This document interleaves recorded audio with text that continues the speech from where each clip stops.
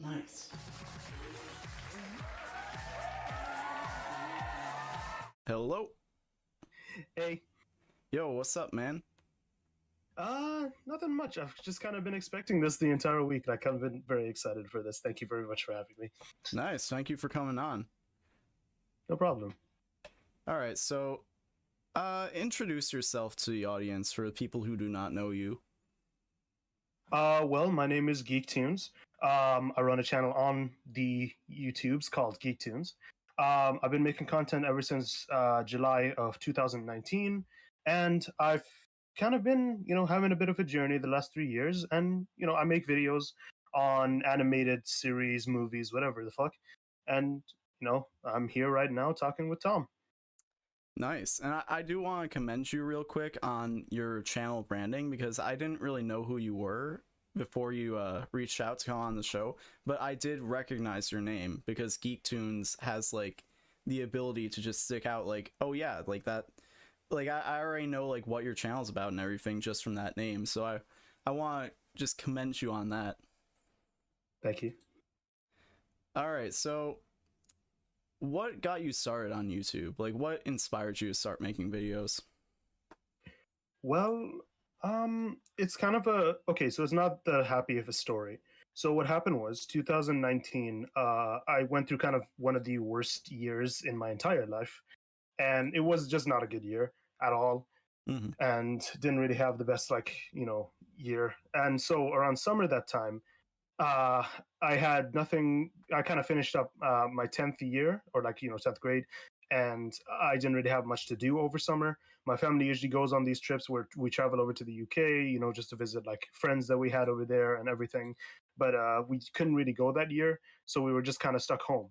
And what I had was a laptop, headset, microphone, and very little to no video experience. And it's kind of been a thought. It was kind of a thought before then that I would end up making videos, or I wanted to at least start making videos at some point. And so, with a bit of a push from my younger sister, she did kind of tell me like, "Oh, you should do it." So I just started up in 2019. Weren't the best, obviously, but I'm kind of happy with the way things are. At least it's humble beginnings. I feel like that's Yeah. kind of the thing. Mm-hmm. Also, I just want to appreciate the people in the chat showing you love. Also, what's good, Ultimate Guy 2003. Yeah, That's my boys. I honestly kind of relate to that because like before I started with the roundtable, I mean before even the roundtable, I was doing my own thing, and then fortunately I was friends with Kevin, who was like, actually, I want to bring you onto a larger platform. But the thing Yeah. that kind of drew me towards making content to begin with on my own was like I went through like a really bad year, or like a bad 6 months the previous year, that just left Yeah. me like very depressed. And I was like, you know what? In order to get over this, I think I'm gonna turn to entertainment and try and be entertaining on the internet and like bring a part of myself back, because like I was definitely like a shell of my former self. So Yeah. No, because that's kind of the thing. It's experiences like that just kind of makes you want to find like an alternative in creating stuff. Because I started out not with the best, obviously, but it made me happy. That's kind of the thing. It mhm. get me like I didn't. My videos weren't doing the best many views as I do now, and obviously I'm not a big YouTuber. Like it's much different. But like Right. I wasn't getting. I was like getting maybe like 5 views per video, and my Mhm. videos were really really shitty. But like it was making me happy, and it was like kind of making me forget about like the bad year I had. It was Yeah. sort of an escape. Yeah. Also, thank you, Methy, for the follow. Yeah, honestly, like that's the thing that's kind of hard with like if you do blow up right away, or if you like end up in front of a bunch of people right away. It's like usually in the beginning you're not making videos because you know they're gonna be good. You're making videos kind of as like a trial and error. Like you're doing it to figure out what to do. Also, thank you, Faceless Massacre, for the follow. Yeah, it's like the thing was that at the very least, right? When I started, I always kind of knew that I wanted to do like animation stuff, because animation for the longest time, ever since I was even born, it's been like a big part of my life for a while. Like I know everybody says that, but Yeah. it genuinely has been. Animation was the reason that I learned English. Like because fun fact about me, not really Canadian, like Mm-hmm. kinda. it's kind of a mixed citizenship kind of thing type thing. So originally, I'm from the Middle East, where I was born to like a family of five. I'm like, like three kids, two boys, one girl. I'm like the middle child. So for the longest time, my dad would like bring us these DVDs and bring us like all these different types of shows and movies on DVD or Blu-ray or even VHS back then. It's like he would show us that just to kind of entertain us. And like I don't even think he was planning like he planned anything for the future. He just kind of brought them so we could be entertained. But like it's very much because of that and because of like several other like instances of me just watching TV while my parents were like at work, or even back then when my dad was like in college, like studying for his like master's degree. He was like he would put like me and my brother in front of the TV, and I would be watching like animated shows and movies for hours. Mhm. And that's kind of it. It really hasn't changed since then. It's like I'm now 20 years old. I'm still watching cartoons and animation, and like I still find comfort in them, and I'm still like close to them. Some of them have definitely become like a very good pastime for me. Stuff that I look forward to in like every week. Yeah.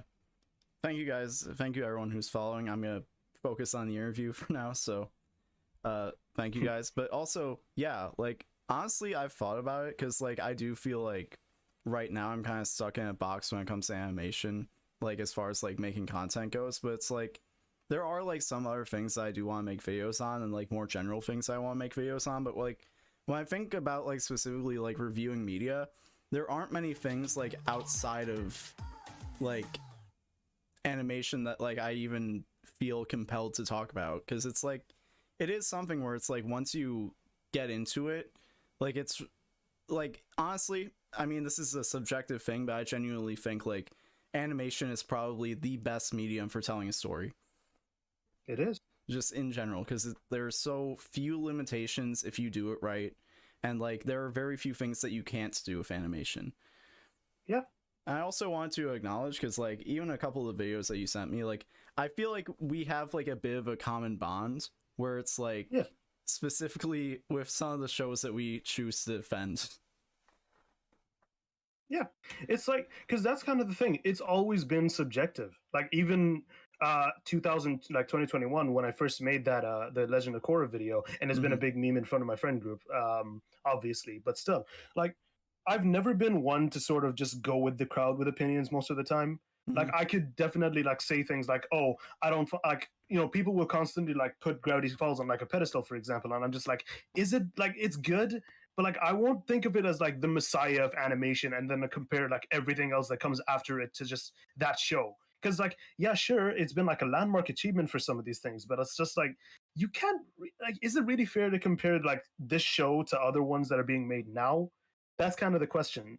It's hard to do that. So many like for at least for me, it's hard to compare like this big show to this new show that's currently being made. Right. So that's kind of why, with some of the opinions I have, it's definitely not like the most agreed upon, but it's at least I take pride in it because it's my opinion.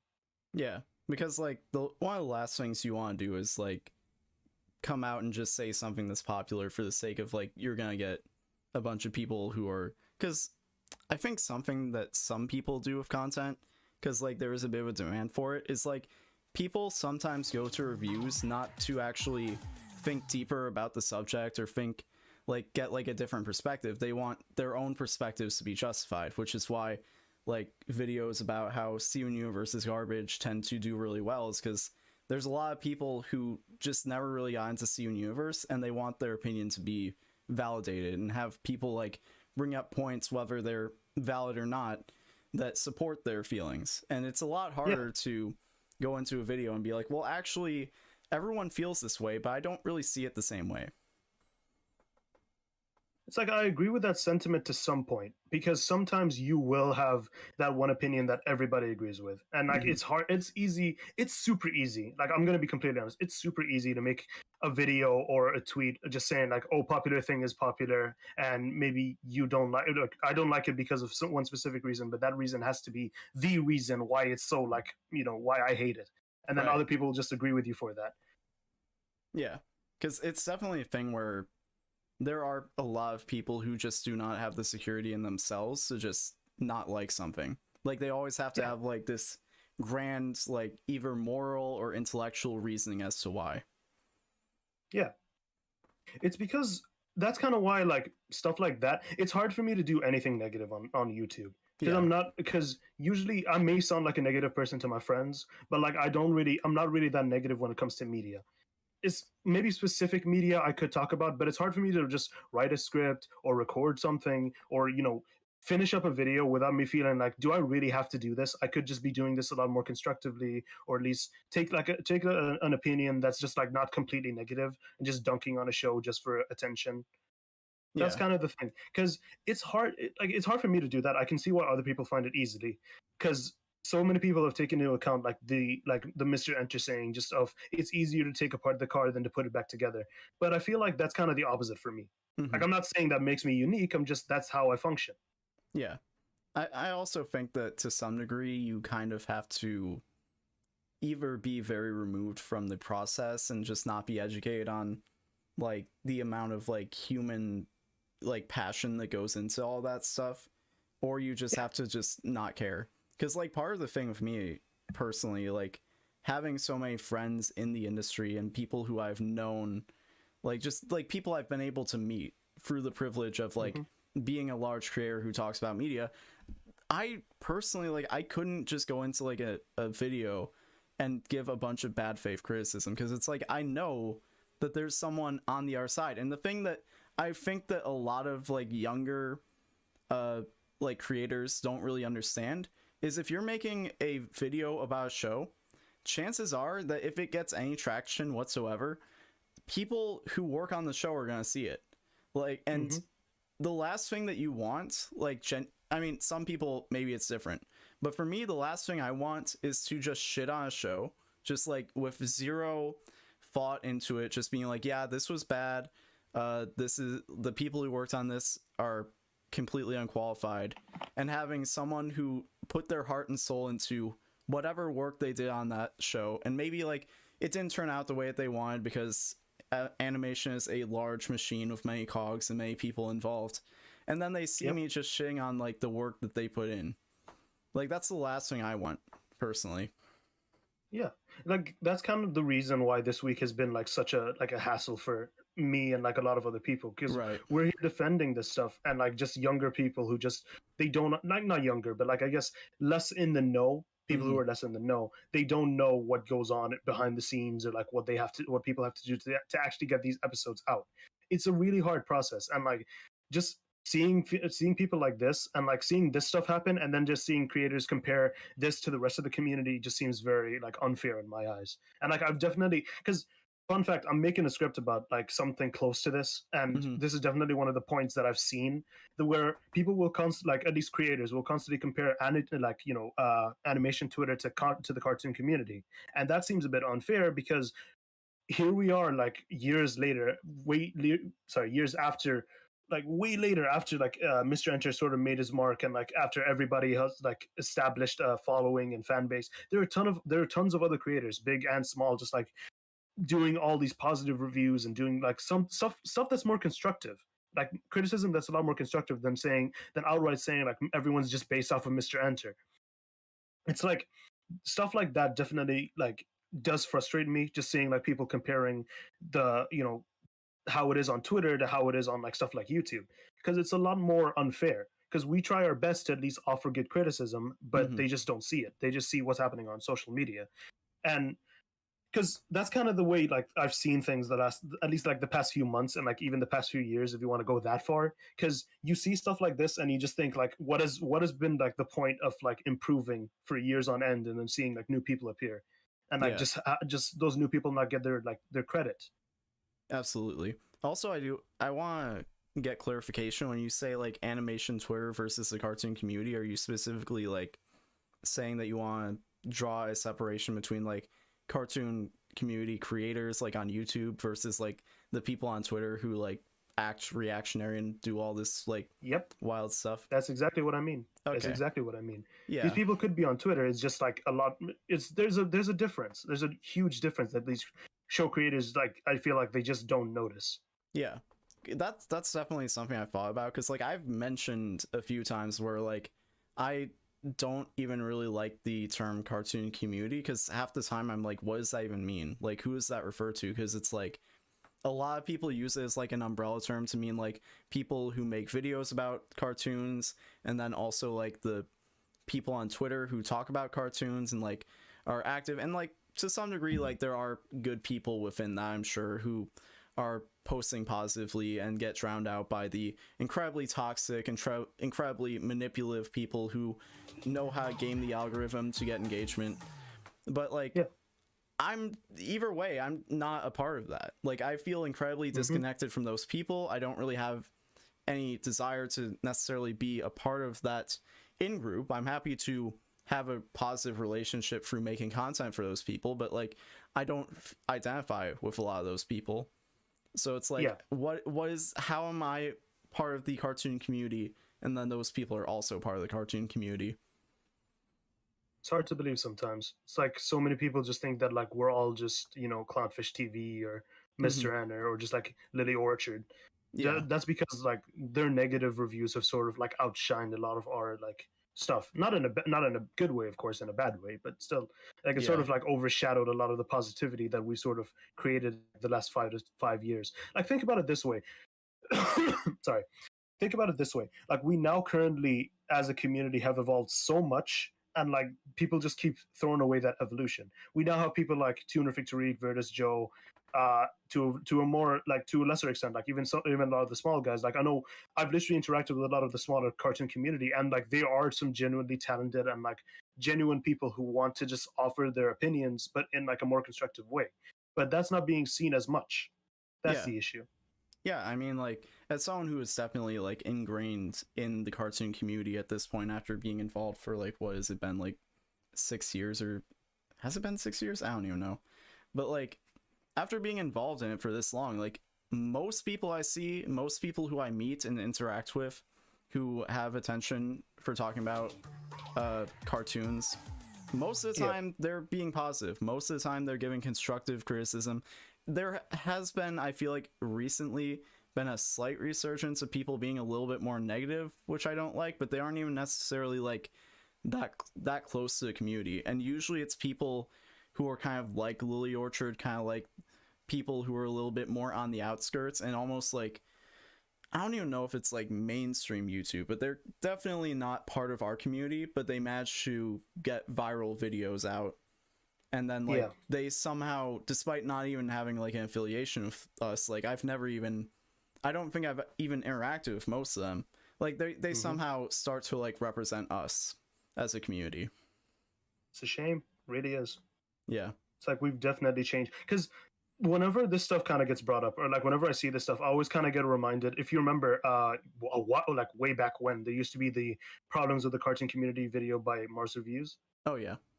And it's like to sort of, yeah, exactly, it is. And I respect Mars for kind of like pointing out the issues back then, but a lot has definitely changed, because you have to think of it this way. Like he's pointed out like how there's no cartoon community members over 1 million subscribers. There is now. Also the roundtable, that's literally one big example. There's like people who are covering like content that isn't like super mainstream. There is now like a lot of the stuff that he mentioned back then, like for example, like the biggest example that I saw, at least, there's like no reliable news source for cartoons. We literally live right now in like a community where Cartoon Crave is now a thing. So to sort of, the way I sort of see it is like we've gone so far, and like we've like come so far from like the day where that video represented most of the issues in the community, and now with like it makes me like it somewhat makes me a lot happier to see that like stuff that he mentioned. I don't hate Mars for that. Of course, he was just talking. He was just talking his shit. He was just saying the issues that he saw. But like the way I see it, it makes me happier that like he's like that video slowly but surely being proven wrong with like every few years. Yeah, it's outdated now. Sense. Yeah, like it's something that you don't want to age well. Yeah. And it hasn't, thank God, because I don't know if Mars regrets the video or not. I don't talk to the guy, but I'm pretty sure like at some point some people have to look at that and just be like, there are definitely issues with the community now. Don't get me wrong, but it's definitely changed from back then when he from all the issues that he mentioned before. Yeah, I mean, I've only talked to Mars like a few times, so I don't really know what his perspective would be. But if I was in his shoes and I made that video, to be honest, I wouldn't regret it, because I I feel like that's kind of your, if you're gonna make like a problem with the X whatever video, I feel like your goal should be that like over time those problems get solved, because like even like a lot of the people that he mentioned in that video, like they've slowly but surely been thinned out from the herd. And honestly, like I don't know if stuff with Scoutfly still hangs around these parts, but and if he does and he sees this, I think it was kind of hilarious when he just came out, when he had his like meltdown, and he was like, I don't even watch these shows, I just go on the wikis. I'm like, bro, that's legendary. Like, as much as he exposed himself as like a grifter who was like just trying to talk about animation for money, I thought that was fucking hilarious when he said that. Yeah. No, 100%. Especially when people are just like looking back on his history. Yeah. Like, wow. Yeah, because he was like considered like, and like his image too was like super sanitized back then, and like he was just like what Mars said, like he was basically like a dude born in like 1998 pretending he was a 90s kid. Yeah, definitely 100%. No, I don't really Yep. know what else to talk about with that. So what are some of your favorite cartoons? Well, a lot. There's a long list, but I kind of go by sort of a top 10 situation, because that constantly changes, like it changes year by year. I mean, it's kind of obvious some of the picks if you were one of my friends who knows me and like has literally heard me gush about these shows, but like to any newcomer or like to anybody who's like talking to me recently, like there's a lot. So let's see, like there's Ed and Eddie, of course, that's like number one all time. Amphibia, Owl House, Korra. There's Korra's a lot higher than Avatar actually on that list, because I understand people love Avatar, but like Korra definitely to me has stuck around, has more staying power in like, at least for me as like a viewer, than Avatar. Avatar just kind of feels like a lot more people are connected to it, but like I feel like I connect a lot more to Korra. Here's what I'll say as a fellow Korra apologist. I think that if you judge Avatar for what it is, I think it's probably better than Korra, but Korra did not play things nearly as safe as Avatar, and it took a lot more risks. So oh yeah, definitely. I think it deserves respect for that, at least. It's like, what other show tackles PTSD? I mean, at this point, a few other shows, but back then... Yeah, a few other shows, but back then, true. Man, it's like stuff like that like... Also, there's like another trend that's kind of appeared in the last, like, I think since 2020, sort of appeared that a show will be like venomously hated over the 2010s, over like the large period of the 2010s, and then come back, or like have a slow comeback to people who love animation, and then it'll just be look back on fondly by a lot of people. Korra was venomously hated back then. I think part of that might be the fact that like there are people who are like older who watch those shows, and they tend to have like a larger voice online initially, and then they're super critical of it. But then like the younger people who grew up like loving the show, and then like as they grow up and have like a more analytical perspective, they still have like they have a much more charitable view on like some of the flaws, and they have a completely different perspective on it. So then as they get older and have the opportunity to participate more in the overall discourse, I think that definitely changes things. Yeah, because stuff like that just kind of, because it feels like that might happen again, but I'm not sure which shows exactly, but like it's definitely up to chance, but like it might happen again with a lot more shows that are just like currently very venomously hated, but then they'll just be looked back fondly in like a few years time. Just give it time and people will just change their minds. Yeah, so it's stuff like that really makes me glad that like animation isn't like a constant thing. It's not just stuck to like one sort of like feeling towards it, because I thought about this morning, like animation very much has an effect on like most of its fans. Some could be positive, some could be negative, but it does stay neutral, and it depends on like how the person's feeling, or like what's the current like stand with most animated projects or stuff at the time. So it stays neutral and then constantly shifts, if you know what I mean. Yeah, and it's like it's also, it definitely affects, I think it matters a lot like where you're at in life when you watch a certain show, because there are definitely like I've rewatched Avatar, both Korra and Last Avatar, like multiple times, and I feel like Yeah. every time I watch it, I take away something different because like I'm at like a different point in my life. I am at like a different level of maturity, and I just analyze it differently like every time I rewatch it because I usually wait like a couple years in between.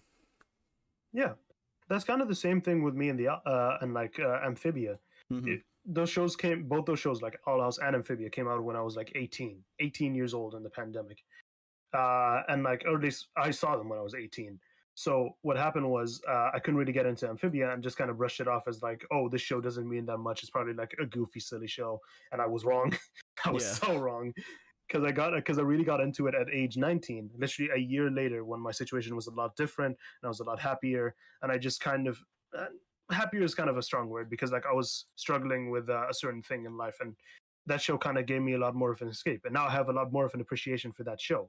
You know how some people, like a lot of people, have like sort of comfort shows in their lives, like Yeah. shows that they go back to just to sort of forget about life and just, you know, kind of just take it in and relax a little. Hmm. That was Amphibia for me. So I was struggling with a bit of college selection stuff, and so it was midnight, and I didn't really have much to do. All my friends were busy, and I kind of just was stuck in my room, just with everybody else asleep, and I just decided to just put on Amphibia, and I watched the first season and the second season, and before I knew it, it was like it's been like 2 weeks later, and I was obsessed with it. Hmm. That's the best stuff. Yeah. Because yeah, so I kind of see where you come from with the different, like, you know, different situations, and like you getting into that show because of your different situation. Yeah. I think the It helps a last lot. I think the last time that happened for me was rewatching Naruto over the pandemic, which I Oh yeah, in hindsight I realized like that was kind of a universal thing. I think a lot of people were doing that. But like why yeah, I kind of had like this perception in Naruto where it's like, oh yeah, no, it's like the mainstream like entry level anime for a lot of people, and like I did watch it when I was younger. It was like one of the first non Dragon Ball Z animes that I watched. So I was like, yeah, yeah, no, like it's okay, but it's not that good. And I rewatched it, and of course, like just a word of advice to anyone watching who hasn't or wants to go back and watch Naruto: do not watch the filler. Of course, it's gonna be bad. If you yes, watch the filler, you need to like find a guide and skip the filler. But like I rewatched definitely. it, yeah, I rewatched it. I'm like, there's a lot of really good lessons here, like just about Yep. like partly like self determination, but also just like finding value in yourself and like dealing with like feeling rejected by society, and also something like I kind of took away even like in my 20s because like I've always kind of been like a more shy, reserved person. I was like, Naruto is like the most annoying motherfucker, but everyone ends up liking him. And I realized like, oh Yeah, wait, like if you're annoying, people are going to forgive it if you have like redeeming qualities. So like it made me a lot more confident in the fact that it's like it's okay to be annoying. Cause like as long yeah, as you're like confident in yourself as a person, and as long as you're confident in like your strengths and everything, like people aren't gonna care. Like they're gonna be able to look past that. But if you never put yourself out there, they're not gonna know that your positive traits are even there to begin with. yeah. That's kind of why I'm actually kind of surprised that you brought up that you brought up Naruto, because that's also one of the shows I've been watching like a lot of. It's like December 2021, and then still continuing watching Shippuden now. Like Yeah. I get where you're coming from, because that's definitely like that's kind of why I've like recently very much related to Naruto, because I did watch it before with my older brother, and then kind of stopped mid 2010s, and then got back into it in 2021. So that kind of reflected a lot of the stuff that I kind of went through in the community. Yeah. I don't mean to bring that back, but like it's definitely been connected somehow, because when I started off, it's like I kind of did relate a lot to Naruto's journey, because when he did start off, he's definitely annoying, Yeah. 100%, definitely like as a kid too. But like the thing was, I was 17 at the time. Like I was a very dumb 17-year-old. I know you're technically not a kid at 17, but you are You're very still much dumb. annoying. Like even yeah, you're still dumb, Yeah. and Like I've I made a was lot of talking about mistakes. earlier in the show, talking about Invincible. I'm like, yeah, of course these characters are gonna make dumb mistakes because they're like 17 or 18. Like that's normal. Hmm. That's in character. Yeah, that's kind of the thing, because a lot of the time as a 17-year-old, and when I started out doing YouTube stuff, I didn't know what I was doing. I made a lot of mistakes, not even in content, just like content, because confession here, I contacted a lot of creators through like Twitter DMs and all that, and I was definitely annoying with them. And Mm-hmm. like the one reason why I'm like so well known now is because of my dumb mistakes back then. I look back on those times fondly. Like when 2020, for example, I didn't look back on it fondly. When I first started improving and started changing, I thought of myself as like, why did I make those mistakes? Things could have been so much better. But things couldn't have been better with if I hadn't made those mistakes before. Because Right. those mistakes kind of just they stick with you. Like when you make them when you make an impression on people that keeps them in your head, it definitely helps a lot. Because the one reason I'm so well known or like somewhat well known in the community and a lot of people do know my name is because I've done a lot of mistakes with like those creators by DMing them. Mm-hmm. Those creators somehow kept me in their minds long enough to at least see me change and grow, and they've made like jokes about me in secret because of that stuff. And I'm very thankful for that because now a lot of those creators know me by name, and they, we talk to each other not on the regular, but at least when we can, and that's a great position to be in. Right. So that's kind of how like Naruto's story does kind of remind me of myself because he started out very annoying, but then slowly but surely changed and grew and got the respect of the people around him. Right. I mean, it really just comes down to the you miss all the shots you don't take. And like there are definitely Yeah. people in the community who I have very good relationships with now, and people who Hmm. initially I just saw like in my Twitter mentions or whatever, and then they ended up blowing up. One positive example of that would be Mr. Johnny Tucellos, who is Yeah. Yes. he's now very well known, but back before, I don't even know if he was making his own content back then, but like he did like one collaboration with the Roundtable and followed us, and then like he would like be in my DMs like whenever I posted like a new video he liked, and he'd be like, yeah, like good job on that. And like I remembered that. And like even though like I mean, he wasn't annoying about it. Like, I never thought like, oh yeah, this dude's being annoying or anything. But like, the fact that he did that like made him stick in my mind. And then like once he did start to like build up his own brand and start doing his own content, I was like, I had no reservations about like checking it out and even like directing people towards him and like celebrating the fact that like, oh, he hits 100K, he does like all this stuff, and it definitely laid the foundation for a relationship to build over time. Yeah.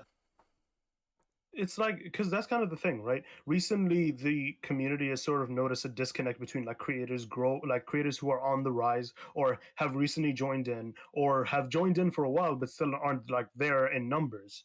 And that's Right. kind of where I feel like I've somewhat helped in that sort of direction because I didn't start out like, of course I didn't start out with multiple like connections, but I still like grew and managed to carve out my own part of the community that's somewhat trying to help the smaller crowd kind of grow. Yeah. And because of that, because of the connections that I do have, I managed to get people together. I managed to have people talk with other people, and I'm glad like people like if you know them, Offbeat Kiki, has someone noticed this, that like everybody's kind of started acting like they have their own cliques and they only hang out with those people. Hmm. And I feel like the community just kind of need to have more of a connection with each other and have more opportunities to talk to each other. Like imagine this, I couldn't live like a life where Nintendo, one of my biggest inspirations, knows who the fuck I am, and Hmm. that's crazy. Yeah. Like it actually is. And I kind of want more of that to happen, Yeah. like where creators big or small like at least realize that people who they do respect or idolize do know who they are and they can't talk to them whenever they can, Yeah. not like in a sort of fan kind of way, but at least like as creators. Yeah. I mean, I definitely see what you're talking about. Like, I do see there's like a disconnect between like what is kind of like a new wave of creators now, and Yeah. I mean, even me, like I was feeling like, oh man, like all these new people are coming along, and like even seeing like maybe indirect or direct like inspirations from like some of my content, or like how that ended up in their content from mine, I have no idea. Like maybe it's just the times changing and maybe I had nothing to do with Yeah. it, but it's like I see that and I'm like, oh man, like I don't even know how to like get in contact with this person. It's like they don't follow me on Twitter or anything, like maybe they just watch my videos, and it's like, how do I like bridge the gap? And honestly, like so far, like doing this show, I think it's been very good for doing that, because like I'm getting to talk to you, I'm getting to talk to Artiste, who I didn't even know who she was until she just reached out to me on the show, and I checked her stuff out. I'm like, hell yeah, I'd love to have you on. So like that's definitely something that I'm hoping this show contributes to, is kind of like bridging the gap among the community. So too, because we kind of need more of that. Literally, one of my best like memories, at least during this stuff for like 3 years, was hopping on like one of my live streams on my channel. It was like December 2020, like New Year's 2020, Hmm. like New Year's like morning 2020, or like afternoon, I think. And I literally hopped on a stream and literally was helping just like this like group of people that like I just knew that year someone like reach new goals before the end of the year, and everybody was happy and everyone was just like enjoying themselves. I kind of want that feeling of community again. Like Hmm. I kind of like I always have like these moments where I kind of think like, would this be happening if I wasn't here right now? But a lot of stuff wouldn't be happening if I wasn't here, and if I Yeah, didn't make the moves that I did. dang, 100%. that's awesome. I'm gonna. It's about 11:30 now. I'm gonna start wrapping up. So how about you shout out whatever you want to shout out, and thank you for coming on. Oh yeah, no problem. I actually enjoyed it, even if it was for like a bit. But I enjoyed it. I'm glad I got to talk my shit. Yeah. Um, well, you can find me over at youtube.com/geektunes. I make reviews and stuff. Expect a lot of videos happening because I've kind of been quiet for 2 months. I got a Twitter, twitter.com/geektunes. Watch me tweet about random song lyrics and whatever. I also have a Discord server that's on my channel. Also, my podcast. Shout out to my boys Shadex, Manuel D, Big Bro Tunes, my co-host on that podcast. Amazing people. And yeah, last thing, just kind of enjoy yourselves. Awesome. Thank you so much for coming on. It was a pleasure. Thank you very much for having me. All right. See ya. Have a nice night. You too. Follow me on Twitter at TommyPQM, and also check out Sugma Mail. Probably cooling off with doing the edited videos of the stuff from the stream, and probably posting more of that on this channel where I post the full VODs. And also check out the roundtable, check out Toon Drip, check out all that stuff.